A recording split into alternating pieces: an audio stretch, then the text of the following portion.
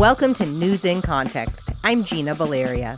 In this episode, we explore the journalism industry and approaches to news coverage in the U.S., including the challenges we face, how young people are thinking about storytelling and information sharing, and what journalism should offer society. My guests are former journalists turned educators Yumi Wilson, journalism professor at San Francisco State University, and Grace Provenzano, journalist, documentary producer, and educator at Arizona State University. Grace, Yumi, and I co-authored a book about journalism called Writing and Reporting the News for the 21st Century.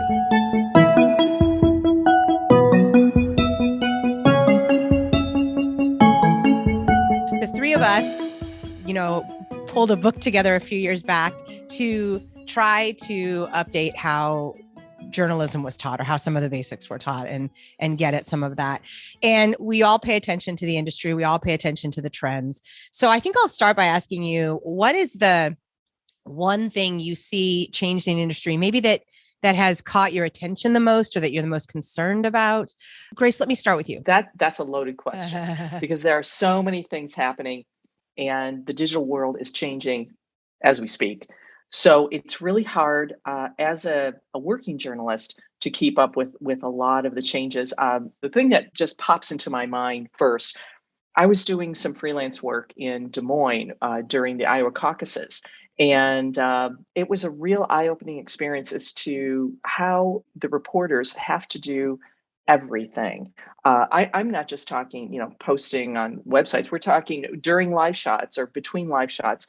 You need to go Facebook Live, and there's an analytics board, which the reporters call the wall of shame in the newsroom, because every few minutes there is feedback on how you're doing. And, I know that there are a lot of things you need to do to keep up with technology, of course, as a journalist in a newsroom. But I felt one of the drawbacks was the fact that you couldn't go out and get more sources between live shots. Live shots are very unforgiving. You go live when they tell you to go live. So if whether you're prepared or not, so you have to go. So I would say, that is just one element. There are so many, but I would say that's a big concern of mine, that the quality of churning out a news product is challenging. Yumi, what about you? What's something that's kind of stood out to you or that maybe that you're concerned about over the past few years? From an educator perspective, what I'm seeing in my students, I'm seeing much more anxiety and stress and the uncertainty, from, so many things, the pandemic, just to name one, the murder of George Floyd and other things that I think that have rocked younger generations. That weighs heavily in the classroom. And that has to become part of my teaching, which is the new challenge. It's like, there was a time when I could have a conversation with young people and talk about, this is how the news is done. They already knew, because that's how they were consuming news, whether it was their newspaper that their parents got or whether they were watching television news. But the reality is today, I have to really go back to the basics to help them understand this was the history. Maybe it's not so great. What can we do? What can we learn from it? What can we improve upon? Because I do see the one thing that does reassure me is that my classrooms are full.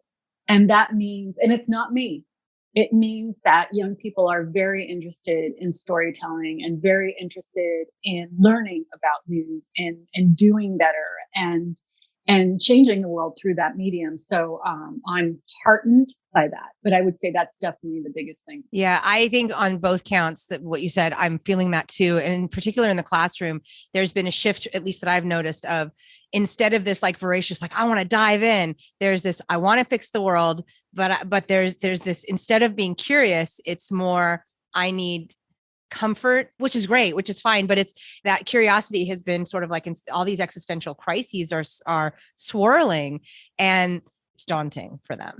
Bringing them out and having that conversation is definitely a shift for me too. It's like taking a few steps over here to do this and then trying to draw it here and figuring out. Yeah, absolutely. Yeah. Figuring out a kind of a new way to approach the teaching. Yeah. And as far as how the industry is working, Yumi, even though you're not working in a newsroom, I know you're paying attention to the industry and this idea of analytics and this idea of giving the public what they want instead of what they need.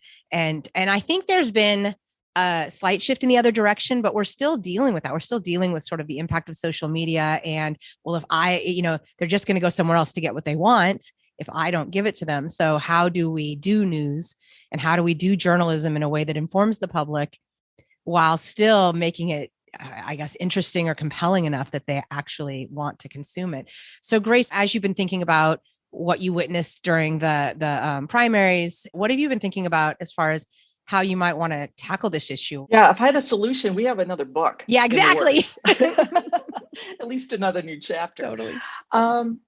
It's really difficult because there is that balance that when you teach, and this is the first semester that, I haven't taught in 18 years. Yeah. So it actually is good for me to kind of step back and do a lot of work in a newsroom.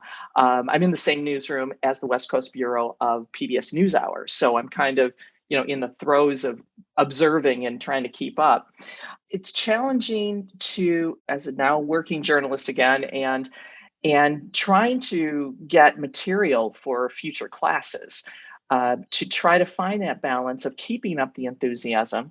Both of you have, referenced how it is, you can sense the reasons why students want to do journalism. And that's a really exciting part of teaching, is keeping the interest up so that they want to go out and story tell about what's happening in the world, finding the human elements to all the chaos and the craziness, and some good stories along the way. But the overwhelm, I totally relate to what Yumi is saying, that they need to keep up with the latest and greatest technology. These are students who are, in their late teens, early 20s, and that's their life. So as an educator, it's hard to try to just throw myself in and tell them how they should be handling this. That's where this multi-layered problem comes in, that you want to keep that enthusiasm up without being overwhelming.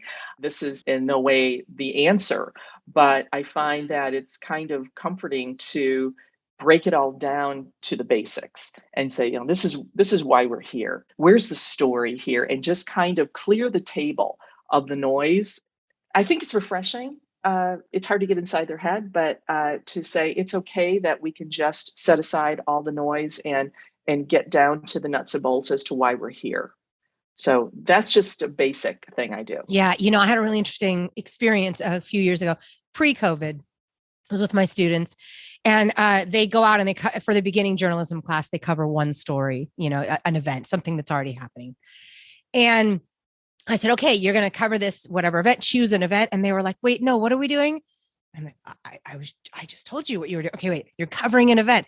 And no, wait, what are we doing? And there was this complete disconnect between what I was saying and what they needed.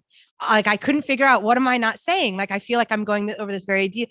Finally, one student asked a question that did it that made it clear that what they needed was something no other class I'd ever had needed before. It was it was an evolution and a shift in where they were at. They needed a blow by blow of walking through the space. So I was like, oh, okay. Well, you walk or drive up, you go into the building, you look for the ticket booth, if there's a ticket booth or wherever, ask to see the PR person or ask if you're on the list. And when I got really granular, like very detailed, then you walk into the space, you check it out, you figure out where you can put your mic. I mean, when I got like that specific, then they were like, oh yeah, okay, yeah, this is great. And it blew my mind, but it was this deciphering, or is this puzzle of, something has shifted, something's evolved where they need something different than what students needed before. And I think I finally figured it out. Yay. And then it was great. Then it was fine. And I feel like I'm there again. Yumi, do you have anything you want to say about your experiences in the classroom? I agree with both of you. I mean, it's just a matter of navigating, but to address your earlier question about whether social media has impacted the way traditional news media or legacy news media outlets do their jobs, of course they have. And, for the most part, I think it's a good thing. Because of social media, we saw raw footage of George Floyd being shot. We see raw footage of people engaging badly with others because of race or ethnicity. And without that type of proof, very few people react or act. It has become a way we have conversations about racism and discrimination. So I think that, the impact of social media has been a positive thing. Now, in terms of competition or in terms of how news outlets survive, absolutely they've got to think about how they're going to do that. But that's always been a challenge for not just print or radio or television and cable, but all of those outlets. What I can say, is that, the majority of media outlets in this country and many other countries are owned by very few companies. And I think that one of the things, to bring it back to teaching is that, when I'm in a class and I can show them the numbers and statistics that show that, 6 companies or a handful of companies own the majority of media outlets. They then take that in, and then, this class is about analyzing it. And it's very refreshing to see their comments and feedback, because they just didn't know, right? They think BuzzFeed is very unique, but it is owned by a major company. And they're just like, wow. But for them to come to that understanding is what I think is the challenge of teaching. As a Black and Japanese woman, and a woman of color, really is, of course, that coverage is not the same. Of course, I am teaching virtually, so it's really been another challenge, right? Totally. But the way, what is important in journalism today, we can't pretend to be robotic, unemotional individuals. We need to acknowledge that we each have our own implicit bias, but we also have rich experiences and have conversations with people.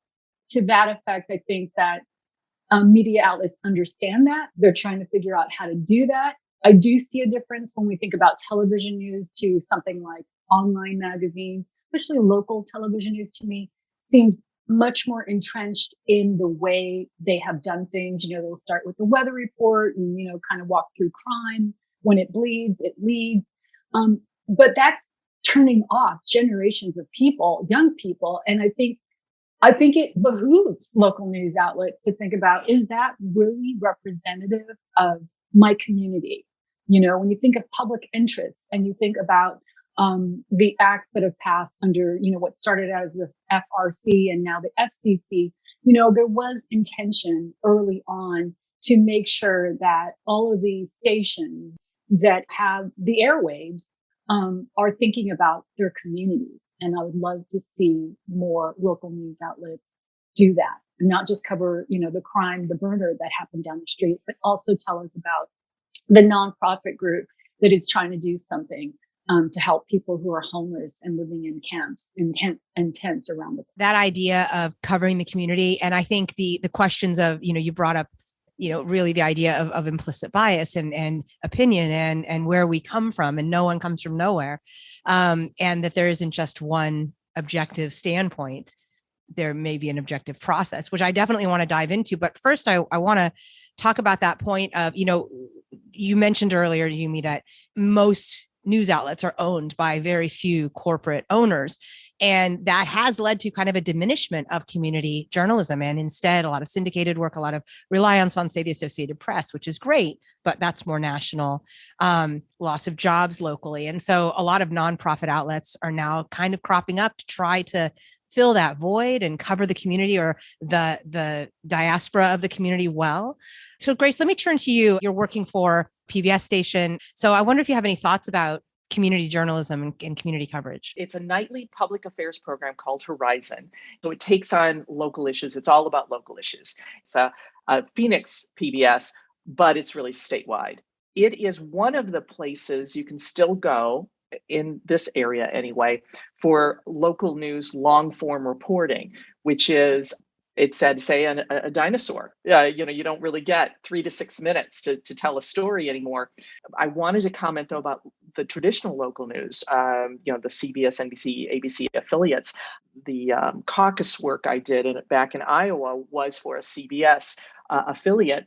And there is a real dilemma. When we talk about covering local news, there's so much pressure to earn money that it unfortunately is, if it bleeds, it leads. What's going to bring people in? It's that analytics board that's posted, AKA wall of shame, to the reporters who have to live with it. But it is dictated by the ownership who sits, they sit in New York. This particular station is owned by Hearst.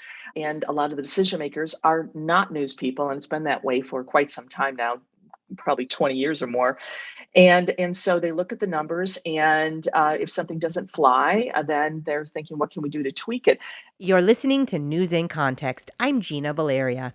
I'm talking about journalism and the news industry with journalists and educators Yumi Wilson and Grace Provenzano. There are so many layers here of dilemma that local news stations are dealing with. They can't figure out why ratings are still low. They want to bring in the younger viewer with all of the social media platforms and everything, yet they're losing the older viewer. What is it, 50 and up, who want that A block, B block, sports, weather, good night everybody, routine.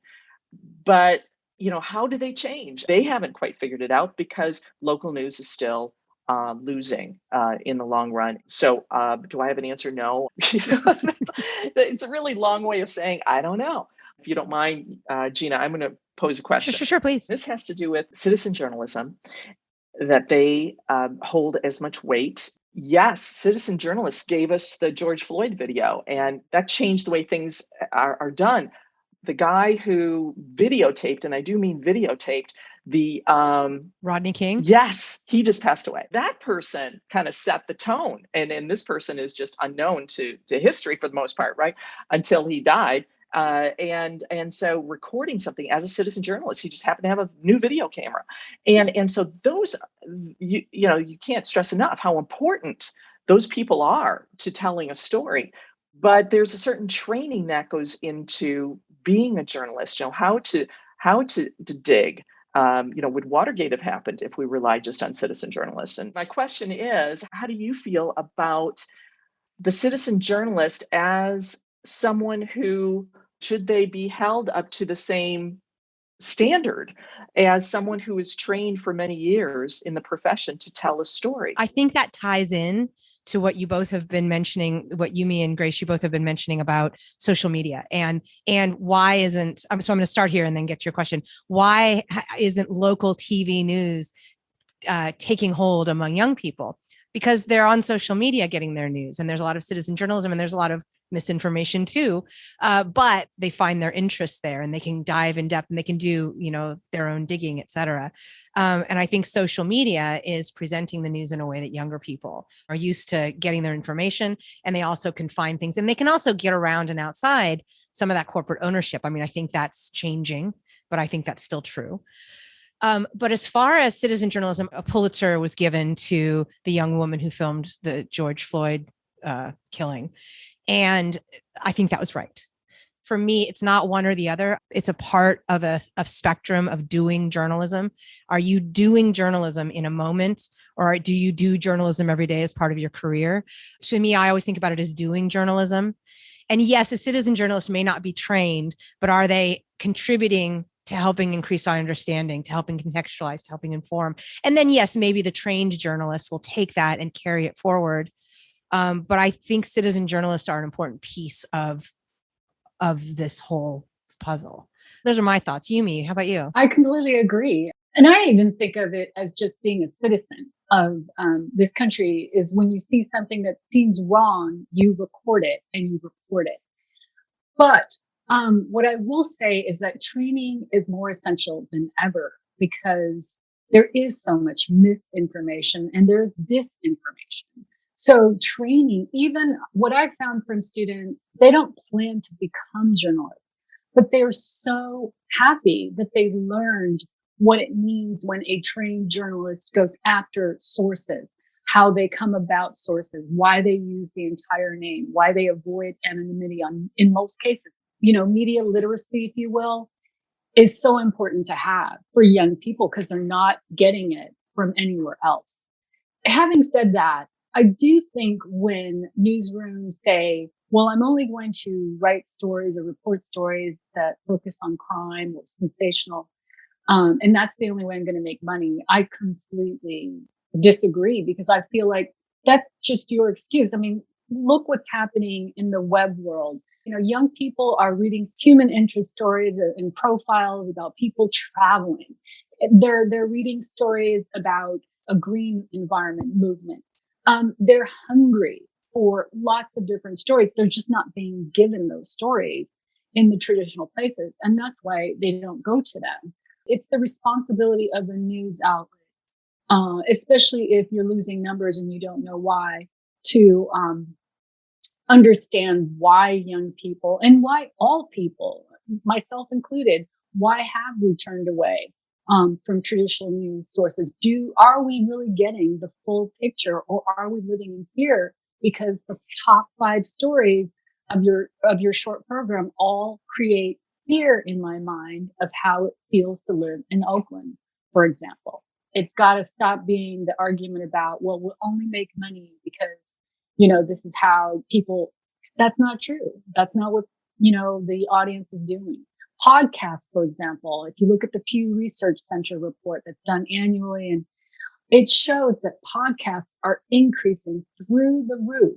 Podcasts that offer everything from a good crime show, which has been featured now in that new show with Selena Gomez and Steve Martin and Martin Short, Only Murders in the Building. Exactly. Oh, yeah. Only Murders. I Mhm. love that show because it really Yeah. grasps, wow, podcasts have made a difference in our world. We need to acknowledge it, right?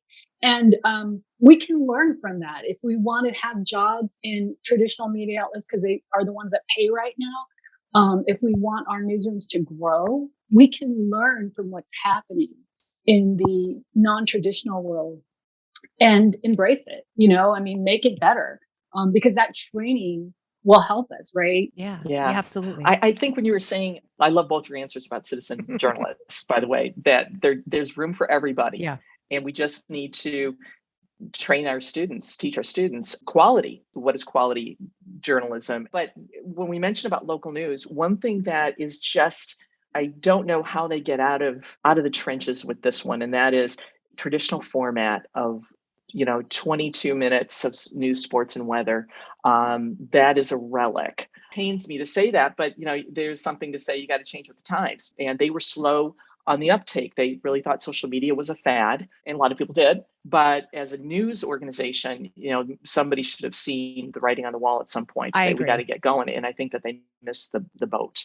When it comes to crime news, do we go more with crime news because it's local, and how else are they going to hear about this? But it needs to be more than this crime happened. There has to be a bigger, like, what are the causes here? What are we going to do? What's the call to action? Because people do get very depressed watching news. And this isn't just local news, it's national, international news, whatever. There is bad news everywhere. And we got to give viewers something to work with other than, here's some really news that's depressing. Let me share it with you. Right. To your point about TV news is still being done, and in a way that's resonant with younger people or with more audiences online on YouTube. Yes. Again, there's misinformation there too, but there's news there, and podcasting. So it's not like radio and TV news are really dying. They've just shifted into this digital space because that is a way where you can try out new formats and you can go in more in depth and spend a little more time, contextualize, inform. Yes. Corporate TV news, they've definitely been behind the 8 ball on shifting to respond to audience needs for information, not necessarily audience needs for what I want. What is your definition of journalism? What is journalism to both of you? So Yumi, when I ask you to define journalism, what would you say? When you look up journalism, it is simply that you are providing information that helps the public either vote, do their jobs, or simply function in the world. That's the essence of journalism. But getting beyond the definition, the question is the information that you obtain and you want to share with others valid, or is it accurate? Because we still do have laws in this country that if you were to libel or defame someone, you could get in trouble. And I think that's another part of education, that yes, you can go out there and pick up your camera and pick up your recorder and tell stories, but be mindful that you could also be sued, by someone who says you defamed them, you libeled them, you hurt their reputation. I totally agree. Providing the context, a fuller picture. Grace, how about you? What journalism is to you, what your definition of journalism is? Along with what Yumi said, finding stories that help and inform. When you dig to the very foundation, if you're not doing that, what are you doing? And of course, along with finding stories that help and inform, you have to get the facts right. Well, getting the facts right require making more than a couple of phone calls. And if one person does not return your phone call, you have several, lined up so that you do get someone to talk to you, especially if you're on deadline, in order to find the stories that will help and inform and to make sure the facts are right. You've got to be a bit of a pit bull when it comes to getting the job done. Getting back to what is journalism, journalism is following the tenets: do no harm, be transparent. What is the information that we are putting across for the good of the public? Whatever the means by which you are transporting your story, you have to stay true to that premise. This has come up a little bit throughout our talk. The idea of objectivity and bias and making sure that different perspectives are brought in, different parts of the community are treated with humanity and decency and covered well rather than othered. And that we recognize that we ourselves come from somewhere and have perspectives, but the process of journalism can be objective. I do think individual journalists are trying hard to tell stories that need to be told, but they're often being stopped from airing those stories. They're often not given the resources they need to tell those stories. And until networks and newsrooms can support journalists by placing them in courts and placing them in local counties and placing them so they have time to go to school board meetings and city council meetings, because those jobs have been eliminated for the most part, until you can help journalists, individuals, whether they be citizen or whether they be trained and working at the Chronicle or wherever, they're out there. That's the only way they're going to know what's really going on, right? And this idea of AP, I used to work for Associated Press. It was my first job out of college, and I really learned a lot. But to rely on a news wire for your local story, because you can't be at the State House covering that bill, there's something fundamentally wrong with it. You're not going to get the whole story. And I think that is why so many people have turned away from traditional news outlets, because they know they're not going to hear about their son's high school, college team. They know they're not going to hear about the local city council meeting. They know they're not going to hear about what they know is going on in their community. And it's not just the individual who can change it. It will be those who are working under a for-profit model and trying to make that dollar out of 15 cents. I just think journalism has never been more important. We need to find ways to dig in and get the facts and get them out and somehow continue to educate people about what is going on in government. I mean, that's why so much of all issues today go back to what is government doing. So journalism has never been more crucial and has never been more needed in our society. Thank you to my guests, Yumi Wilson, journalism professor at San Francisco State University, and Grace Provenzano, journalist, documentary producer, and educator at Arizona State University. Grace, Yumi, and I co-authored a book about journalism called Writing and Reporting the News for the 21st Century. Music in this episode includes Spring Fling by Track Tribe and The Heist by Silent Partner. In addition to hearing News in Context every Friday at 8:30 a.m. and 6:30 p.m. on KSFP 102.5 in San Francisco, you can hear it on Spotify, Stitcher, Apple Podcasts, iHeartMedia, Google Play, Google Podcasts, Podbean, YouTube, and PRX. We're also on Facebook and Twitter at News in Context SF and on Instagram at News in Context. And you can find links to all of that at newsincontext.net. I'm Gina Valeria. Thank you for listening.